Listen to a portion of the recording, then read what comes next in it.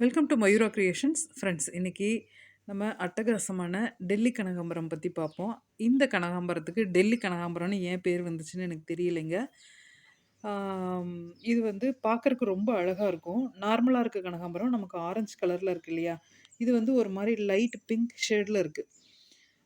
பார்க்கறக்கே ரொம்ப வித்தியாசமாகவும் அழகாகவும் இருக்குது. இதில் வந்து நான் சின்ன வயசாக இருக்கும்போது இது இப்போது இந்த சைஸ் பார்த்தீங்கன்னா கொஞ்சம் சின்னதாக தான் இருக்கு இல்லையா? ஆனா, இன்னும் நான் இன்னும் பெரிய பெரிய பூக்களா நான் வந்து பார்த்துருக்கேன். ஆனா வந்து இப்ப அதெல்லாம் கிடைக்கிறதில்ல. அப்போ இருந்த நெறைய வெரைட்டீஸ் இப்ப கிடைக்கிறதில்ல. ஆனா இதுவும் ஒரு வித்தியாசமான அழகா இருக்கும். கனகாம்பரம் பார்த்தீங்கன்னா, பூத்துச்சு அப்டின்னா 1 வாரத்துக்கு நமக்கு வந்து வாடாது. செடியிலேயே அப்படியே விட்டோம்னா கூட 1 வாரத்துக்கு அப்படியே இருக்கும்.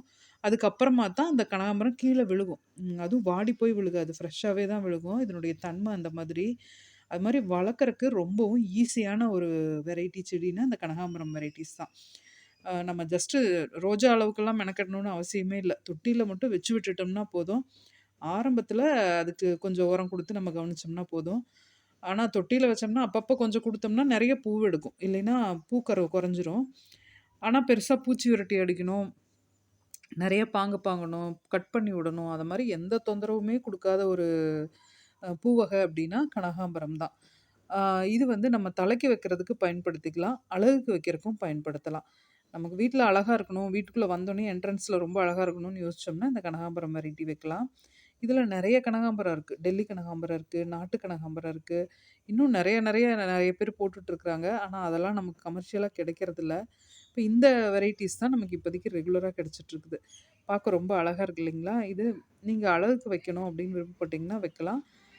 இது வந்து மல்லிகைப்பூ, முல்லைப்பூ அந்த மாதிரி வெள்ள கலர் பூ கூட நம்ம வச்சு கட்டி வச்சோம் அப்படின்னா, அவ்ளோ அழகா இருக்கும் பார்க்கறதுக்கு. முன்ன கதம்பம்னு சொல்லிட்டு ஒரு பூ வகை வரும். நெறைய பேருக்கு தெரியும். 90ஸ் கிட்டுக்கெல்லாம் தெரியும்னு நெனைக்கிறேன். ஆ அதில வந்து பார்த்தீங்கன்னா, இந்த கனகாம்பரம், ஆ காக்கரட்டான் பூவு, அது வந்து இந்த சீசன்ல நமக்கு தை மாசம் அந்த மாரி சீசன்ல தான் கிடைக்கும். காக்கரட்டான் பூவு, மரிக்கொழுந்து அந்த மாதிரி எல்லாமே வச்சு கட்டி, அ கு மாசி பச்சை அந்த மாரி வச்சு கட்டுவாங்க. ரொம்ப நல்ல வாசனையா இருக்கும். அவ்ளோ அழகா இருக்கும். பார்க்கறக்கும் அழகா இருக்கும், வாசனையாவும் இருக்கும்.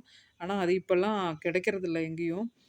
நம்ம வேணா அத ட்ரை பண்ணலாம். நம்ம வீட்லயே கூட அ காக்கரட்டான் கூட தான்னு இல்ல. மல்லி, முல்லை எந்த பூவா இருந்தாலும் சரி, அந்த பூ கூட இந்த கனகாம்பரமும் கொஞ்சம் மாசி பச்சையும் வச்சு கட்டுனோம்னாவே வேலை முடிஞ்சு போச்சு. அது பார்க்கறக்கு ரொம்ப அழகா இருக்கும்.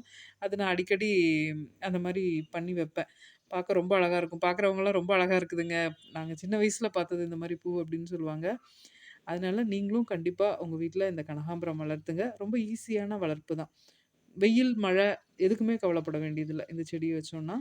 இது போல பயனுள்ள தகவல்களுக்கு நம்ம சேனல சப்ஸ்கிரைப் பண்ணுங்க, லைக் பண்ணுங்க, ஷேர் பண்ணுங்க. Thank you.